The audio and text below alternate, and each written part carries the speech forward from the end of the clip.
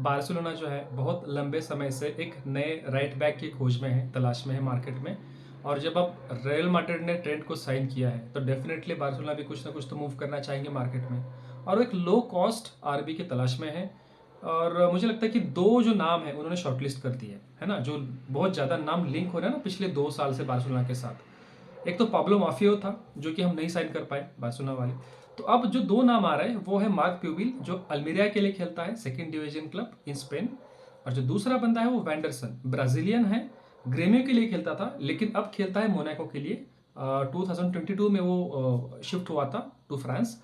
अब यहाँ पे इन दो प्लेयर्स में से एक जो प्लेयर है बहुत ज़्यादा, मतलब ये डील पॉसिबल नज़र आ रही है मुझे कि डेको उसको बहुत ज़्यादा पसंद करता है, वेंडरसन को। यंग है, बहुत डायनामिक है, और ऊपर से हंसी फ्लिक ने भी जो उसका जो साइनिंग है वो अप्रूव किया है, ऐसा सुनने में आ रहा है।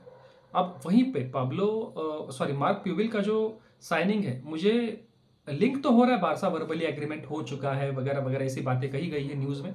लेकिन ये डील मुझे उतना होता हुआ नजर नहीं आ रहा है, क्योंकि अब जब ट्रेन टू रियल मैड्रिड हो चुका है तो कुछ ना कुछ तो न्यूज़ वालों को भी कुछ मसाला चाहिए भाई, कि बार्सिलोना के भी जी बार्सिलोना का भी जो कुछ ना कुछ तो न्यूज़ है वो होना चाहिए मार्केट में, है ना। क्योंकि देखो अब मार्क प्यूबिल का जो एक प्रॉब्लम है वो ये है कि उसके नी में, उसके घुटने में कुछ तो प्रॉब्लम है, और वो सर्जरी करने के बावजूद भी वो ठीक नहीं हो पाएगी, ऐसा एक मेडिकल रिपोर्ट था उसका।